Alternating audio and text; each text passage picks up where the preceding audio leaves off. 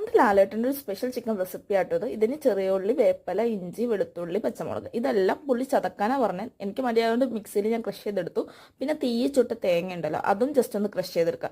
വെളിച്ചെണ്ണയിൽ കടുക് പൊട്ടിച്ച് ആദ്യത്തെ മിക്സ്, അതായത് വെളുത്തുള്ളി, ഉള്ളി അതിൻ്റെ ആ മിക്സ് ഉണ്ടല്ലോ അതിടണം.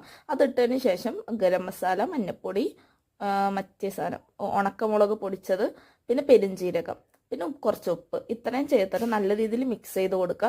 എന്നിട്ട് നമ്മൾ ചതച്ച തേങ്ങ ഉണ്ടല്ലോ, ചുട്ട തേങ്ങ, ആ സംഭവം ഇട്ട് കൊടുത്തിട്ട് നല്ലോണം മിക്സ് ചെയ്തിട്ട് അടച്ചു വെക്കണം.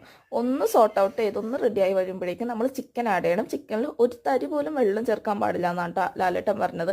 അണ്ട് ചിക്കനിലെ വെള്ളത്തിൽ തന്നെ അത് വേവണം എന്നാണ് പറഞ്ഞത്. അങ്ങനെ അത് നല്ലോണം മിക്സ് ചെയ്ത് കൊടുത്തിട്ട് ഞാനൊരു 10 മിനിറ്റ് കഴിഞ്ഞപ്പോൾ ഒന്നും കൂടി മിക്സ് ചെയ്തു. ദെൻ ആഫ്റ്റർ 20 മിനിറ്റ്സ് ഞാൻ ഫ്ലെയിം ഓഫ് ചെയ്തു. കുഴപ്പമില്ല, ചിക്കൻ്റെ വെള്ളം വന്നിട്ട് അതിൽ അത്യാവശ്യം നല്ലൊരു ഗ്രേവി ഉണ്ടായിരുന്നു.